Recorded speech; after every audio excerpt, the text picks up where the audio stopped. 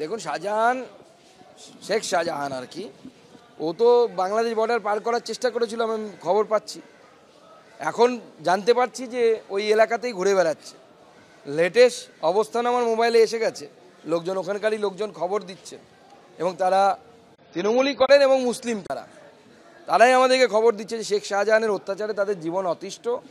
তারা শেখ শাহজাহান জেলের ভেতরে যাক, সেখানকার মানুষরা চায়, কিন্তু ভয়ে, কারণ যেভাবে জোকের জমি, পাট্টা দেওয়া জমি, সরকারের দেওয়া জমি লুট করা, কোটি কোটি টাকার সম্পত্তির মালিক, সমস্ত ধরনের পাচার, অনৈতিক কাজ এর সাথেই শেখ শাহজাহানের মত যুক্ত এবং তার দলবল যুক্ত, সেটা ভয়ে পাচ্ছে না তারা।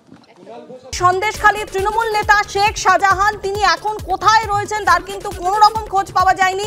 তৃণমূল নেতার ভাই ও স্থানীয় তৃণমূল বিধায়কের দাবি ঘিরে ইতিমধ্যেই ধোঁয়াশা তৈরি হয়েছে। ঘটনার দিন বাড়িতে ফোন রেখে পরিবারকে নিয়ে বেড়াতে গিয়েছিলেন দাদা, জানি না কোথায়, দাবি তৃণমূল নেতার ভাইয়ের। এলাকাতেই আছেন শেখ শাহজাহান, বাংলাদেশে পালিয়ে যাওয়ার গুজব রটানো হচ্ছে। এরই সঙ্গে যোগাযোগ করছেন শেখ শাহজাহানের আইনজীবী। ধোঁয়াশা বাড়িয়ে দাবি সন্দেশখালীর তৃণমূল বিধায়ক সুকুমার মাহাতো।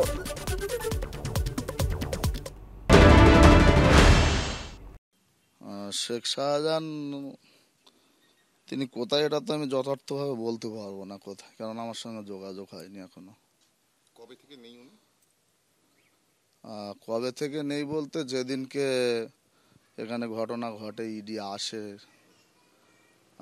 সেদিনেই তো উনি মোটামুটি আমার যেটা ধারণা, উনি ওই ফোনটা রেখে মোটামুটি বাইরে বেরিয়েছিলেন, এতটুকুই জানা। আমি তো ছিলাম না, আমার ফ্যামিলিও কেউ ছিল না, বাইরে গিয়েছিল, বাচ্চাদের পরীক্ষা টরীক্ষা হয়ে যাওয়ার পরে বেড়াতে গিয়েছিল।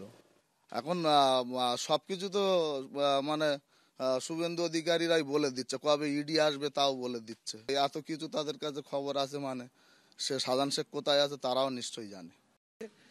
শেখ শাহজাহান এলাকাতেই আছে, মানুষ রটাচ্ছে যে পালিয়ে গেছে, বাংলাদেশ পালিয়ে গেছে, সীমান্তে পালিয়ে গেছে, এগুলো সব রটানো কথা।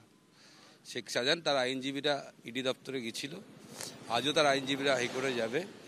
তার সমস্ত পরিবেশ প্রতিকূল আছে এবং ইডি দপ্তরে যা জবাবদিহি তার আইনজীবীরা করবে। এই জন্যই শাহজাহান ভাই তিনি নিজে এলাকায় আছেন, এ নিয়ে কোনো সমস্যা নেই।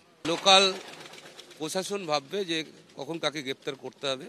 প্রথম কথা হচ্ছে, তিনি বলছেন তো আমি ছিলামই না বাড়িতে, এবং তিনি জানেন না, যখন ঘটনা ঘটে যাওয়ার পর তিনি জানতে পারেন।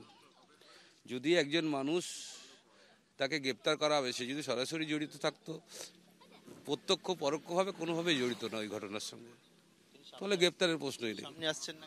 তিনি সামনে আসছেন না যখন তার বাড়ির সামনে একটা ঘটনা ঘটেছে, আপনারা সবাই জানেন, অনেক সাংবাদিকরা ছিলেন, সবাই জানে বিষয়টা।